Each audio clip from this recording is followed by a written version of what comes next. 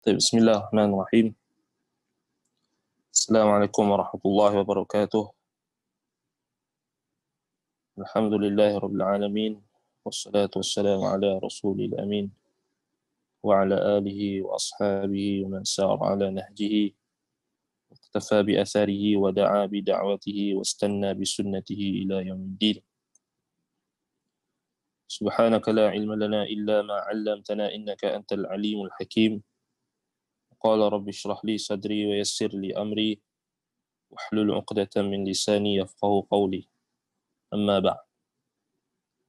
Alhamdulillah, syukur kepada Allah Subhanahu wa taala, kita diberikan kesempatan pada pagi ini oleh Allah Subhanahu wa taala untuk kita sama-sama menyambung perbahasan Asmaullah Al-Husna. Baik, jadi insya-Allah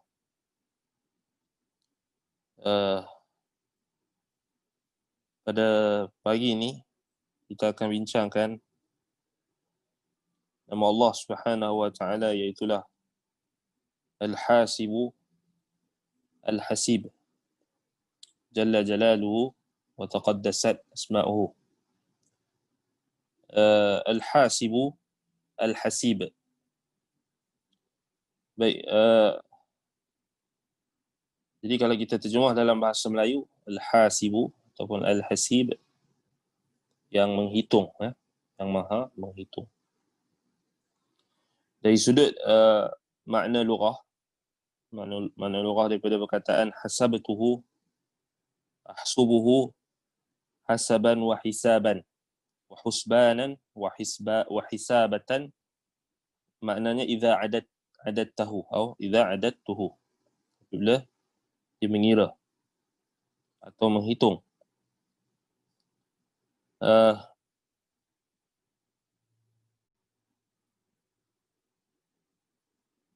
Wal hasabu,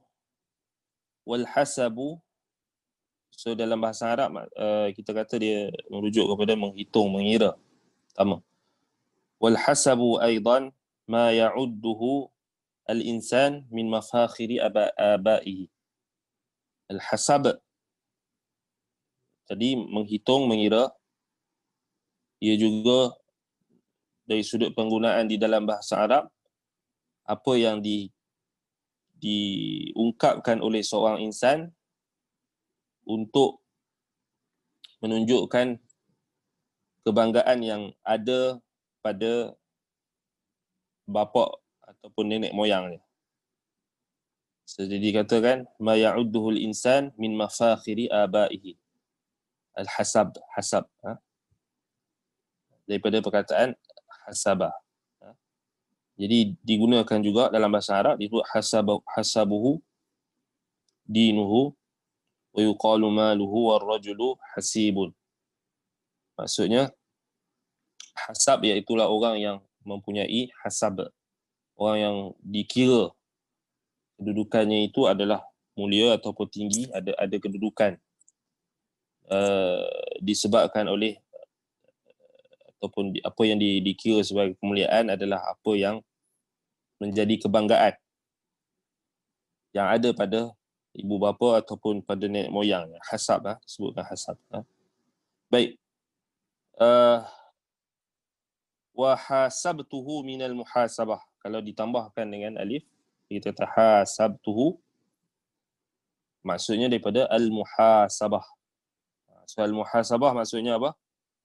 Kat situ al-hasbu, al-addu wal-ihsa', yang ini mengira lah, menghitung. Dia balik-balik kembali mengira-ngira dan menghitung. So disebut muhasabah sebab apa? Sebab kita mengira dan juga menghitung-hitung apa kekurangan, kesalahan yang ada pada diri sendiri, disebut muhasabah, kan? Begitulah juga disebutkan dengan apa? Wahtasabtu bikadza ajran indallah. Jadi digunakan juga ihtasaba, itulah perbuatan yang dilakukan dengan mengharapkan sesuatu ganjaran. Tersebut ihtisab, ihtasaba. Sebab itu al-hisbah digunakan pada perkara yang merujuk kepada apa? Al-ajru wal jam' al-hisab. Itu merujuk kepada apa? Ganjaran dan pahala yang diharapkan.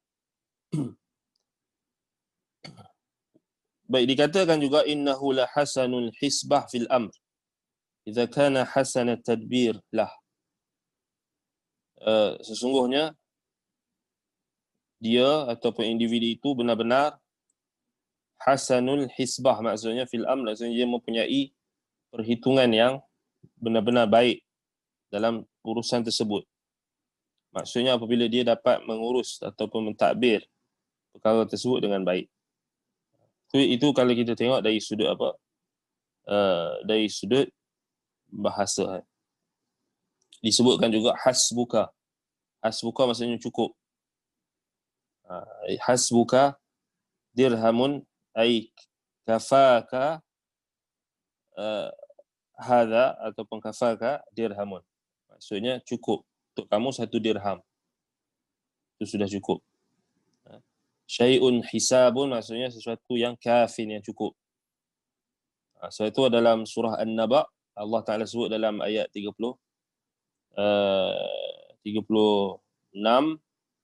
dan Allah Ta'ala sebut berkenaan dengan apa?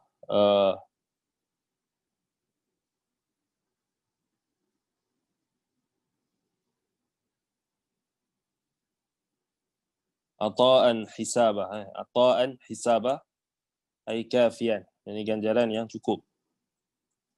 Dan dikatakan u'tiya fa ahsaba ay akthara hatta qala hasbi.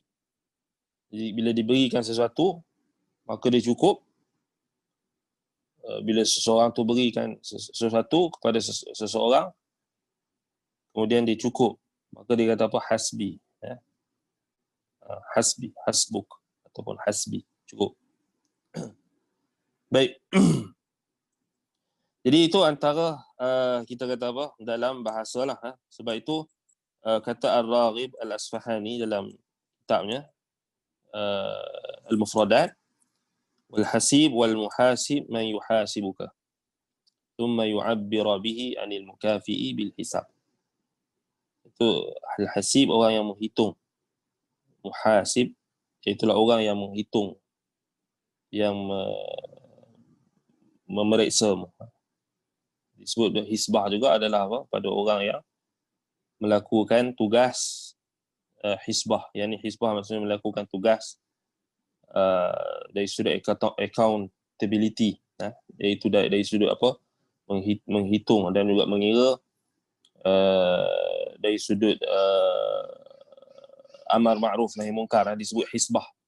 Orang yang melihat sesuatu perkara, menghitung, melihat, ditugaskan untuk hisbah supaya apa? Dia nak cek sesuatu perkara ataupun menegakkan undang-undang ataupun amar ma'ruf dan nahi munkar, disebut sebagai hisbah. Hisbah, polis, muhasib, polis dari sudut apa? Syariat. Dia menjaga. Contoh di Arab Saudi ke di mana-mana ada hisbah ni dalam hai'ah amar ma'ruf nahi munkar. Macam kita adalah dalam jabatan-jabatan agama dan sebagainya ada hisbah. Baik. Di dalam Al-Quran, kalau kita tengok di dalam Al-Quran, Allah Subhanahu wa taala menyebutkan namanya Al-Hasibu 2 kali dengan sirah jamak, dengan bentuk plural. Antaranya dalam surah Al-An'am ayat 62. Allah Subhanahu wa taala berfirman, "Ala lahul hukmu wa huwa asra'ul hasibin." Maksudnya baginya Allah al-hukmu, yakni segala hukum, ketetapan, keputusan. Wa huwa asra'ul hasibin, dan dialah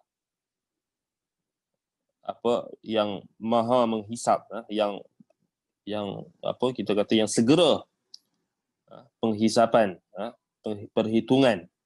penghisaban dan juga perhitungannya. Asra'ul hasibin, dialah yang segera hisab, iaitu hitungan, perhitungan perkiraan yang cukup. Jadi itu dalam surah Al-An'am ayat 62. Dalam surah Al-Anbiya ayat 47, wa kafa bina hasibin. Ya Allah kata wa kafa bina hasibin. Maka cukup bagi kami menghitung, sebagai penghitung. Hasibin. Di hasibin itu merujuk kepada Allah Subhanahu Wa Taala dan juga malaikat-malaikat yang ditugaskan untuk menghitung dan menghisap. Itu maksudnya kan. Jadi tidak ada apa-apa masalah. Maksudnya kita faham wa kafa bina hasibin dengan ala lahul hukmu wa huwa asra'ul hasibin.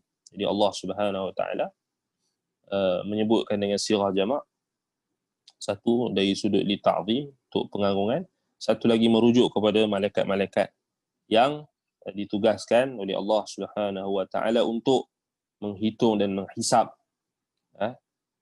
segala amalan hamba-hambanya, sama ada mereka yang beriman ataupun mereka yang ingkar dan juga yang tidak beriman kepada Allah Subhanahu Wa Taala. Baik. Jadi ada dua ayat yang datang dalam bentuk jamak, wa kafa bina hasibin dalam surah Al-Anbiya ayat 47 dan juga dalam surah Al-An'am ayat 62, ala lahul hukmu wa huwa asra'ul hasibin. Baik. Kemudian nama Allah Al-Hasib datang dalam bentuk kita kata mufrad. Tadi jamak, plural, datang dalam dua tempat, surah Al-An'am dan juga surah Al-Anbiya. Al-An'am 62, Al-Anbiya 47. Baik, Al-Hasib pula, Al-Hasib, iaitulah datang dalam bentuk singular, mufrad, datang dalam 3 ayat, 3 tempat ataupun 3 kali. Yang pertama di dalam surah An-Nisa ayat 6 dan surah Al-Ahzab ayat 39. Wa kafa billahi hasiba. Wa kafa billahi hasiba. Maka cukuplah Allah sebagai penghitung. Cukuplah Allah yang menghitung, mengira dan meneliti amalan hamba-hamba. Wa kafa billahi hasiba. Baik. Yang ketiga dalam surah An-Nisa ayat 86. Innallaha kana ala kulli syai'in hasiba. Innallaha kana ala kulli syai'in hasiba. Sesungguhnya Allah maha menghitung, mengira atas segala sesuatu. Ala kulli syai'in. Baik.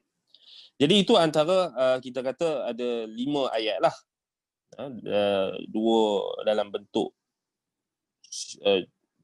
plural dan 3 kali diulang dalam bentuk mufrad ataupun singular. Baik. Makna al-hasib ataupun al-hasib pada hak Allah Subhanahu Wa Taala. Jadi makna nama Allah Taala al-hasib, sebagaimana yang disebutkan oleh Az-Zajjaj, al-hasib yajuzu an yakuna min hasabatil hisab, hasabatil hisaba. ويجوز أن يكون أحسبني الشيء إذا كفاني. So, dari sudut makna pada hak Allah Ta'ala, kata ulama antaranya Az-Zajjaj, Al-Hasib ini ada, boleh kita katakan ditakrifkan atau ditafsirkan dengan 2 makna. So dia tak lari dengan makna bahasa tadi. Yang pertama kita kata hasabatil hisab, iaitu yang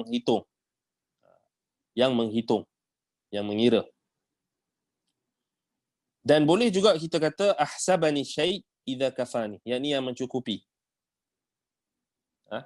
Iaitulah apabila dimaksudkan dengan al-hasib, iaitulah yang pertama menghitung, mengira, dan yang kedua yang cukup. yang mencukupi. Sebab itu kata syair, nuhsibuhu in kana laysa bija'in. Maksudnya apa? Aku menghitungnya atau mengharapkannya ataupun mengiranya in kana laysa bija'in. Jika dia tidak lapar, maksud cukup. Aku mencukupkannya. So itu datang dalam bahasa Arab. Orang Arab gunakan perkataan nuhsibuhu, yang ini merujuk kepada makna kafani atau kafahu. Ini mencukupkan. Kan? Sebab itu Allah Ta'ala sebut dalam surah Al-Anbiya ayat 47 tu wa kafa bina hasibin. So Allah Ta'ala gunakan dengan dua makna ataupun dua perkataan yang merujuk yang salah satunya ada makna yang terkandung dalam salah satu. Wa kafa bina hasibin.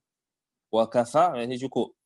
Bina bagi kami hasibin menghitung. So Allah Ta'ala gunakan dua makna dalam, ataupun kita kata dalam setiap satu tu Allah Ta'ala datangkan dalam satu ayat itu, kemudian makna yang ada pada salah satu perkataan ada lazim, saling melazimi antara satu sama lain. Baik, wa kafa bina hasibin, wa kafa billahi hasiba. So kalau kita hafal ayat dalam surah Al-Anbiya ayat 47 dengan surah An-Nisa Al-Ahzab An-Nisa ayat 6, Al-Ahzab ayat 39, kita akan dapat makna Al-Hasib.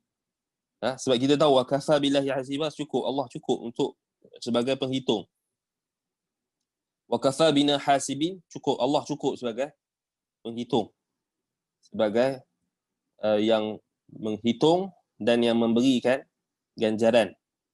Menghitung, sama ada menghitung memberikan ganjaran atau menghitung memberikan hukuman, ataupun kita kata berdasarkan amalan, berdasarkan amalan kan, amalan yang dilakukan. Baik. Maka Allah Subhanahu wa taala muhsibun. Maksud muhsibun di sini ay kafin, cukup. Fayakunu fa'ilan fi makna muf'il. So maksudnya apa? Kita kata apa? Kat sini merujuk kepada kafin, ini cukup. Baik. Boleh juga kita katakan maknanya yang kedua hasibtul hisab, iaitu apa? Aku menghitung. Ini maksudnya Allah menghitung, kan? Allah Maha menghitung amalan hamba-hambanya, setiap amalan, sama ada yang baik ataupun yang buruk. وَمَا يَعْمَلْ مِثْقَالَ ذَرَّةٍ خَيْرًا وَمَا يَعْمَلْ مِثْقَالَ ذَرَّةٍ شَرًّا يَرَهُ. Sama ada yang baik ataupun yang jahat, maka Allah menghitung dan Allah cukup. Itu maksud dia. Baik. Kata Abu Ubaidah, ala kulli syai'in hasiba ay kafiyan muqtadiran.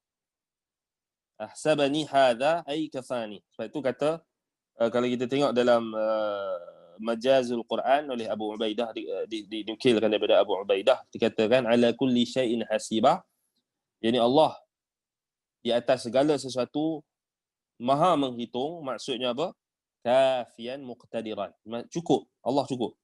Muqtadiran, dan dia berkuasa atas perhitungan dan segala yang dia lihat, apa yang dia hitungkan daripada hamba-hamba. Wa kafa bil ala kulli syai'in hasibah, dalam surah An-Nisa ayat 86. Baik.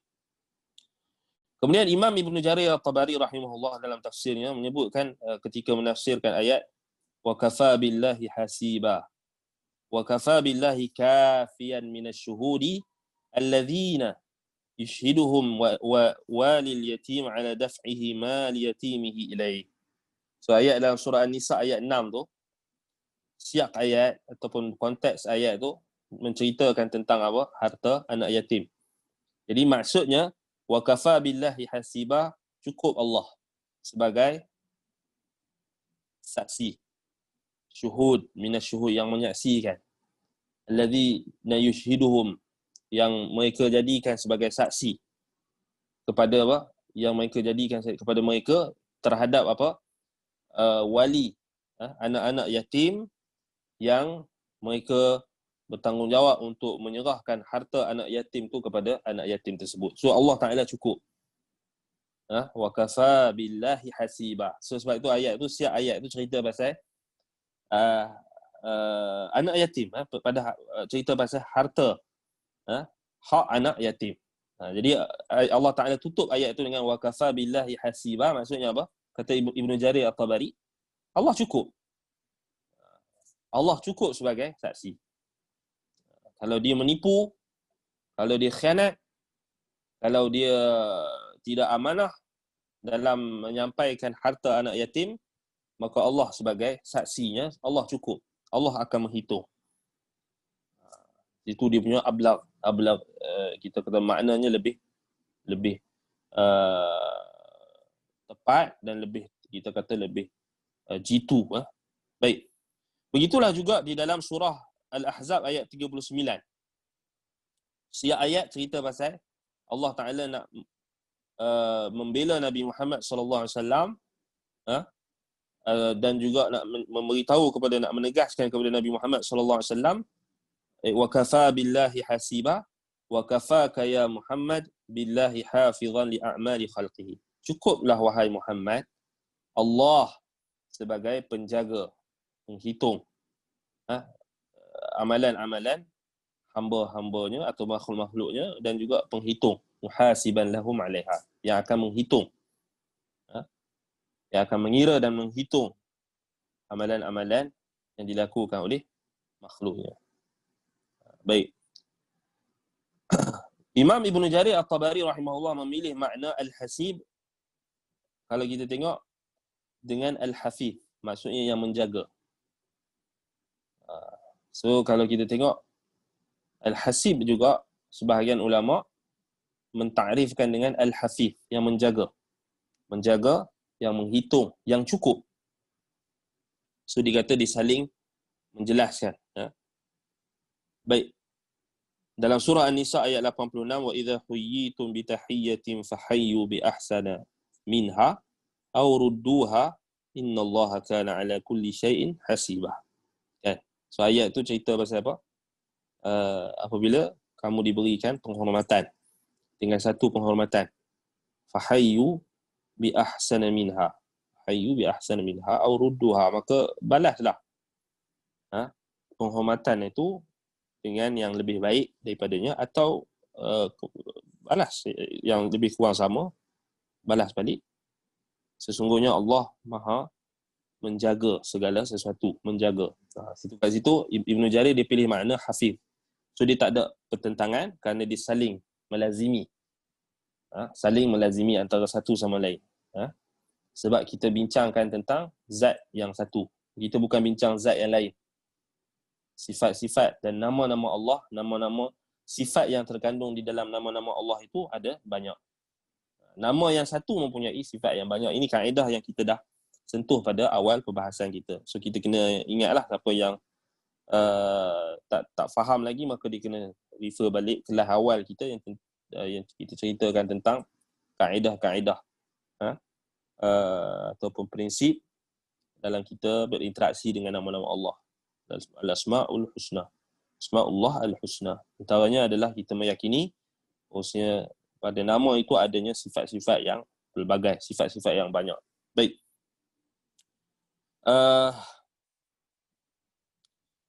Dikatakan di sini makna ayat dalam surah An-Nisa ayat 86 itu, Anna Allah ala kulli syai'in mimma ta'malun ayyuhan nas minal a'mal min ta'atin aw ma'siyatin hafizan 'alaikum hatta yujazikum biha jazaa'ah.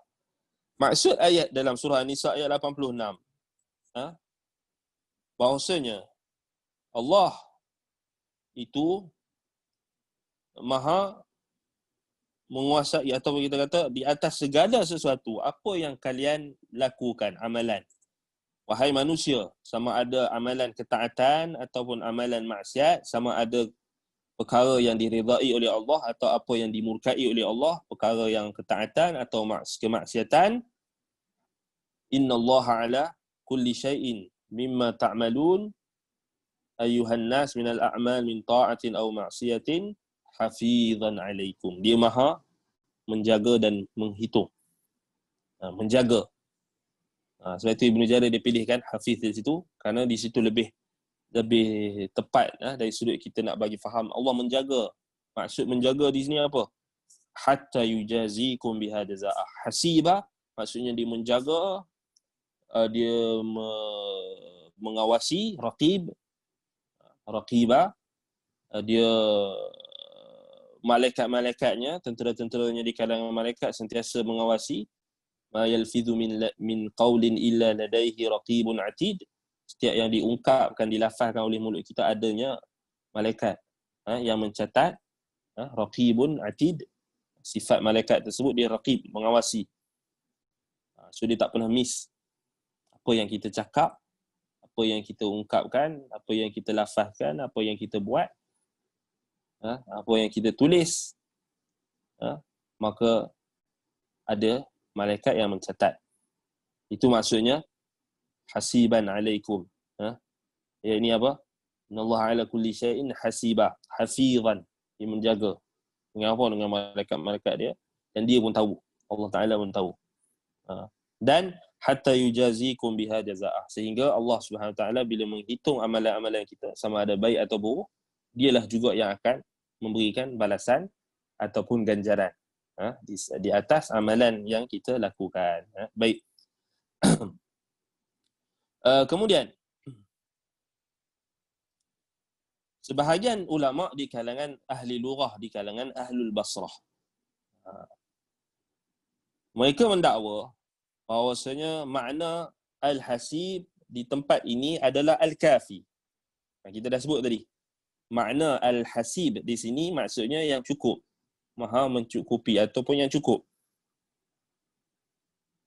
Berdasarkan perkataan ahsabani syai' yahsibuni ihsaban. Maknanya kafani. Hasbi kata wa kata. Hasbi Allah wa ni'mal wakil. Cukuplah Allah. Kan cukuplah Allah bagi aku sebagai tempat aku bergantung, sebagai tempat aku menyerah sesuatu. Kan kita sebut hasbi Allah. So itu maksud hasib di sini cukup. Maksud Allah Ta'ala cukup dia sebagai pengawas, sebagai penjaga, sebagai penghitung, yang menghisap segala amalan. Baik. Kemudian adalah ulama yang tak setuju, ada yang setuju, biasalah dari sudut bahasa.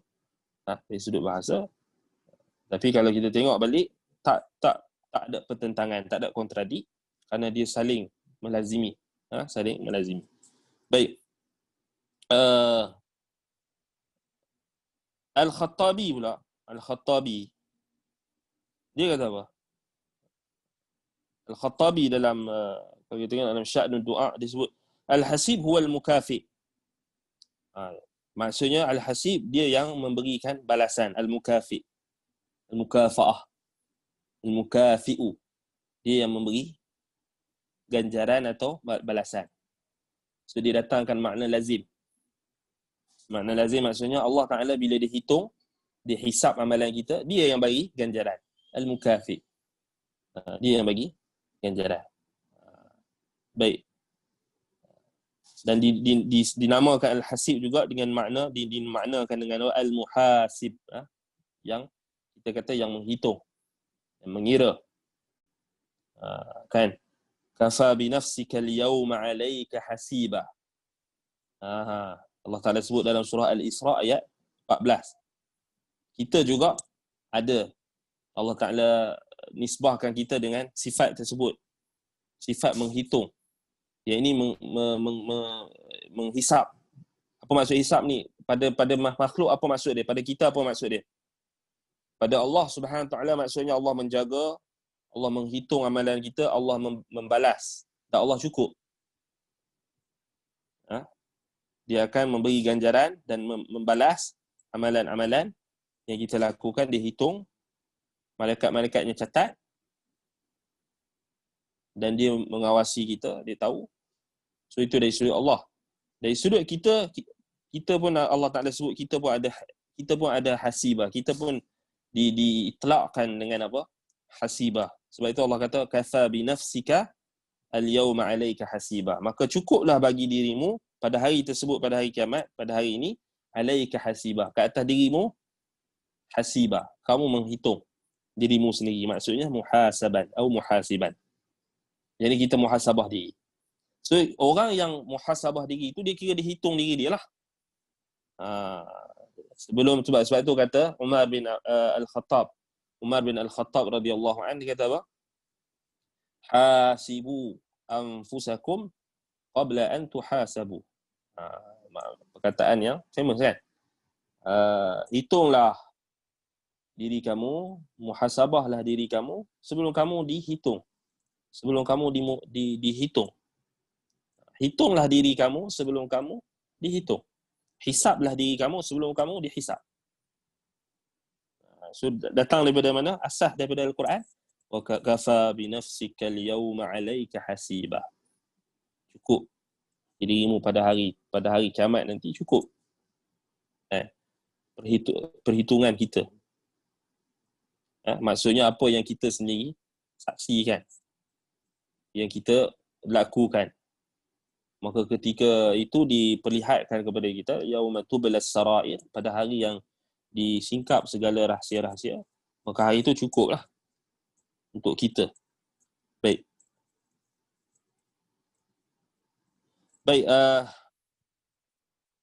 Kata Al-Imam Ibn Al-Qayyim rahimahullah dalam Nuniyah. So Imam Ibn Al-Qayyim pula dikata apa? Al-hasibu, dikata dalam Nuniyah, dia kata wa huwal hasibu kifayatan wa himayatan wal hasbu kafil 'abd wal hasbu kafil 'abdi kulli awan. Maksudnya al-hasib itu kifayatan wa himayah. Kecukupan yang Allah Taala cukup untuk menghitung amalan kita, wa himayatan, dan dia menjaga. Dan al-hasbu di situ cukup bagi seorang hamba itu bagi setiap masa, bagi setiap waktu, maka Allah menghitungnya. Kata Al-Imam As-Sa'di rahimahullah pula, al-hasib wal alimu bi ibadihi. Dia yang maha mengetahui tentang hamba-hambanya. Kafi al-mutawakkilin. Dia cukup untuk orang-orang yang bertawakal kepadanya. Cukup Allah. Al-mujazi li'ibadihi bil khairi wasyarri bihasbi hikmatihi wa ilmihi bidaqiqi a'malihim wa jaliliha.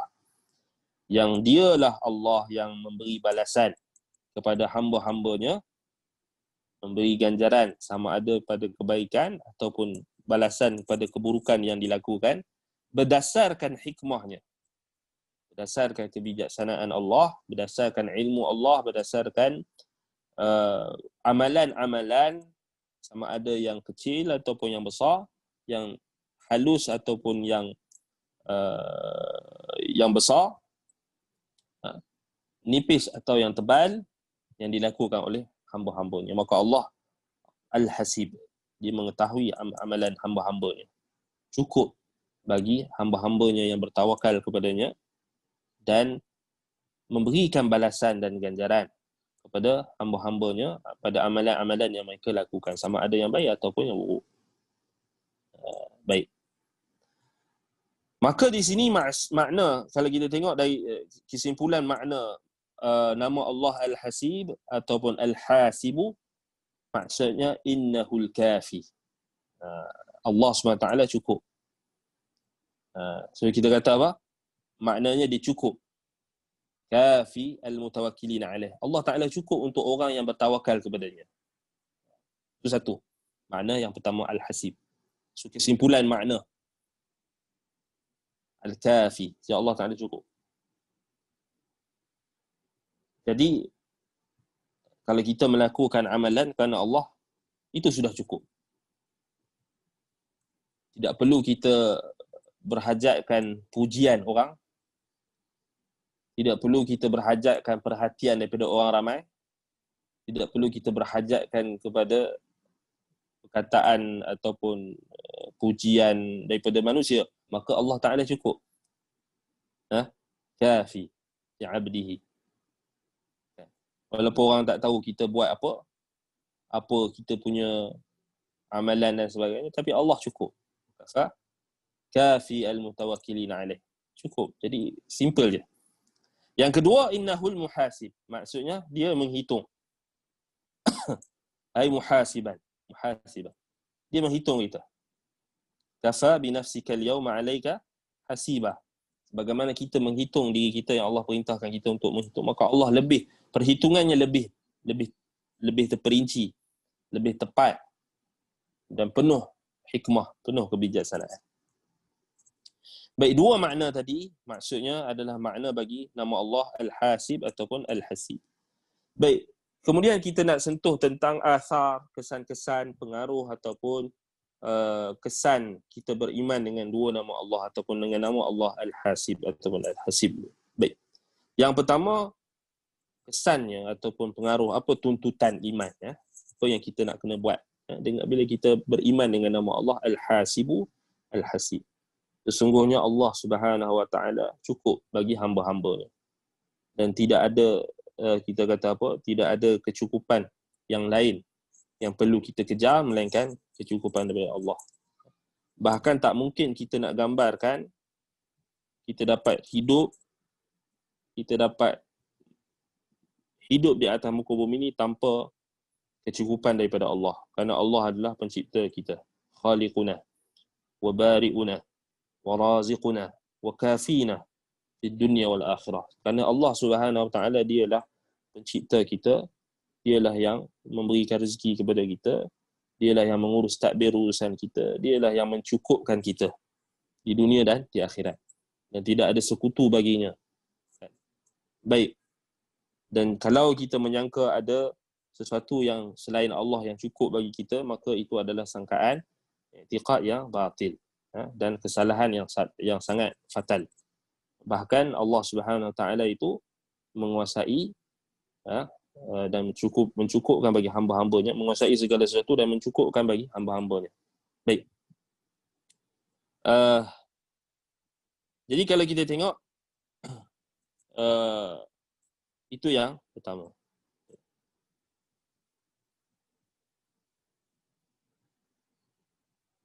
Sebab itu di dalam surah Al-Anfal ayat 64 Allah Ta'ala kata apa? Ya ayuhan nabiyyu hasbukallahu wa man ittaba'aka minal mu'minin. Wahai Nabi, hasbukallah, maka cukuplah Allah bagimu.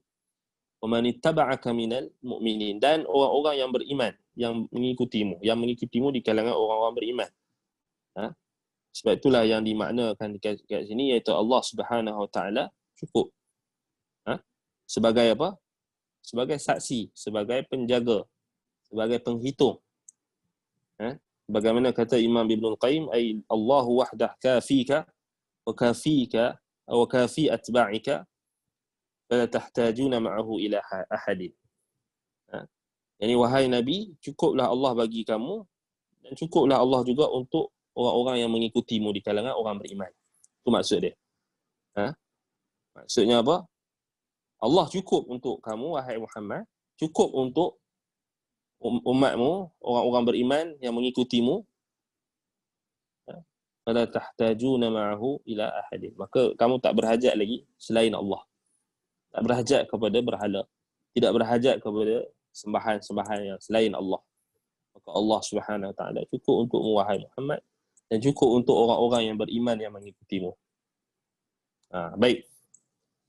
Jadi di sini apa yang tuntutan yang kita boleh dapat di sini, maksudnya dari sudut kita lebih mendekatkan pengharapan dan juga tawakal kita, pengharapan, takut dan juga kecintaan kita dan segala ibadat kita, ketundukan, khudu', kepatuhan kita hanya kepada Allah Subhanahu wa taala. Sebab itu yang dimaksudkan dengan apa? Dengan ayat tersebut. Ada juga ulama yang mengatakan makna ayat ini adalah apa? Cukup apa? Hasbunallah wa rasuluhu, maksudnya apa? Cukup apa? Allah dan Rasul bagi kamu, dan cukup juga bagi orang-orang yang mengikutimu. Maksudnya cukup. Iaitulah dengan apa? Maksudnya dengan ikutan. Dengan ikutan, mutaba'ah. Maksud ayat ini ada, kalau kita tengok balik dari satu sudut lagi, ayat ini membawa maksud sebagaimana yang disebutkan oleh para ulama, iaitulah apa? cukuplah dengan ikutan orang-orang beriman kepada Rasul, maka itulah yang akan menghasilkan al-izzatu wal kifayatu wan nusrah. Ini akan menghasilkan keagungan, kecemerlangan, kegemilangan, kecukupan dan juga pertolongan daripada Allah. Pembelaan dan bantuan, pertolongan daripada Allah Subhanahu wa taala. Sebagaimana Allah Taala cukupkan bagi orang-orang beriman itu hidayah, kejayaan dan juga keselamatan di akhirat. Maka Allah jadikan juga dengan mengikuti Nabi SAW itu sebagai kecukupan bagi orang beriman. So di situ kalau kita tengok Allah Subhanahu Wa Taala perintahkan supaya kita melazimi ikutan kita kepada Nabi SAW. Sebab tu Allah kata wa man ittaba'aka minal mu'minin, ya ayuhan nabiyyu hasbukallah wa man ittaba'aka minal mu'minin. So dia ada ittiba' dekat situ, ditekankan orang-orang yang ittiba' Nabi itu cukup, Allah kata cukup. So kita nak apa lagi kalau kita dah ikut Nabi SAW? Tak perlu, kita tak berhajatkan lagi dah pada pokok tambah, penambahan ataupun kita nak kononnya nak reconstruct balik agama ni ke, tak boleh, tak perlu, dah cukup. So ittiba' kita kepada Nabi Muhammad SAW itu sudah cukup. So tak berhajat lagi kepada pokok tambah dalam agama. So kita nak cinta kepada Nabi SAW, cukup ikut sunnah Nabi. Itu maksud ayat ni. Makna yang kedua, makna lazim ataupun makna yang tersirat yang ada dalam ayat ni. Cukup kita mengikuti Nabi, cukup kita ikut sunnah Nabi yang sahih, yang dah sedia ada, yang Allah Ta'ala jaga, yang sampai kepada kita, yang ada diriwayatkan dengan sanad yang sahih di dalam Sahih Al-Bukhari, diriwayatkan dengan sanad yang sahih di dalam Musnad Imam Ahmad, yang ada di dalam Muwatta' Imam Malik, yang ada di dalam Sahih Muslim, yang ada di dalam Sunan Abi Daud, yang ada di dalam Sunan ataupun Jami' At-Tirmizi, yang ada diriwayatkan dengan sanad yang sahih di dalam Musnad Ad-Darimi atau Sunan Ad-Darimi, yang ada di dalam Sunan An-Nasa'i, yang ada di dalam As-Sunnah Ibnu Abi Asim, yang ada di dalam kitab-kitab akidah yang diriwayatkan dengan musnadah, secara musnad. Maksudnya sampai kepada kita, sampai daripada kita kepada Rasulullah sallallahu alaihi wasallam ada kita kata autoriti yang ditetapkan, perawi-perawi yang terpercaya. Itu sudah cukup. Kita mengamalkan apa yang mereka tunjukkan. Maka tak perlu lagi lah kepada kita nak tambah-tambah. Nak cinta Nabi, nak kena buat logo dulu ke? Nak kena buat logo apa? Logo jubah ke? Logo kayu siwak ke? Kan? Kenapa kena buat logo capal? Cuba fikir logik. Apa logiknya capal tu? Pertama, tak ada perintah daripada Nabi. Kan? Kalau nak buat logo, banyak lagi boleh buat logo. Buatlah logo Gua Hira ke? Tempat turun wahyu. Kenapa tak buat logo apa lagi? Gua Hira tu jelas-jelas dia masih ada sampai sekarang. Capal dah hilang. Kenapa tak buat logo Gua Hira? Kalau ikut logik, benda yang kekal itulah yang kita kena buat logonya. Tapi kenapa nak cari benda yang tak kekal, benda yang hilang, benda yang musnah? Gambaran yang capal tu, logo tu gambaran. Itu logo, simbol. Kan? Dah kalau nak buat logo, nak buat simbol, buatlah benda yang ada. Kalau nak buat lah. Tapi kita tak diperintahkan untuk buat. Kita tak diperintahkan oleh Nabi SAW, oleh Allah Ta'ala untuk berta'abbud, untuk mengabdikan diri kita dengan logo, dengan membuat logo. Tak. Kalau nak buat logo saja-saja, buatlah. Tak ada masalah pun, buat logo saja-saja. Tak ada i'tiqad, tak ada keyakinan tertentu, tak jadi masalah. Tapi bila dia dah disulami dengan i'tiqad, ada keyakinan-keyakinan tertentu, maka itulah yang menjadi masalah. Itu jadi masalah. Banyak lagi nak kalau kira nak buat logo janggut ke, sunnah Nabi. Tapi dialah orang yang paling tak ikut sunnah sekali. Tu pelik tu. Kalau nak kira buat logo. Tapi kita kata itu bukan agama kita. Agama kita bukan dibina di atas simbol-simbol. Agama kita bukan macam agama-agama yang dulu, agama-agama yang menyeleweng, yang mereka dulu ditindas dan sebagainya sehingga mereka perlukan kod-kod rahsia, tanda-tanda, logo-logo yang tertentu untuk mereka melakukan komunikasi antara pengikut-pengikut mereka. Bukan, agama kita bukan macam tu. Tak ada Nabi perintahkan buat logo-logo tertentu. Syiar kita la ilaha illallah Muhammadur Rasulullah sampai kiamat. Sebab itu kita kata cukup ikut sunnah Nabi yang sahih. Tak perlu kita memeningkan akal, memenatkan akal kita dengan perkara-perkara yang khurafat, perkara-perkara yang tidak ada asas, yang membawa kepada pencanggahan, membawa kepada pertelingkahan. Ini pertelingkahan, duk bertelingkah pasal cepat. Apa faedah? Apa faedah kita dapat? Sedangkan orang Islam yang meninggalkan agama Islam, yang tak mempraktikkan agama Islam, berapa banyak, berapa ramai? Yang buat tokok tambah dalam agama Islam, berapa ramai? Yang mencela Sahih Imam Al-Bukhari, yang mencela Sahih Al-Bukhari, yang tak menerima autoriti hadis, berapa ramai? Tiba-tiba kita kalut dengan benda yang kita pun tak pasti. Hanyalah logo. Sampai bermati-matian nak pertahankan logo tu. Apa masalah? Adakah orang yang tolak capal tu jadi kafir? Na'udzubillah. Dia bukan tolak capal Nabi SAW asal, dia tolak tu logo tu.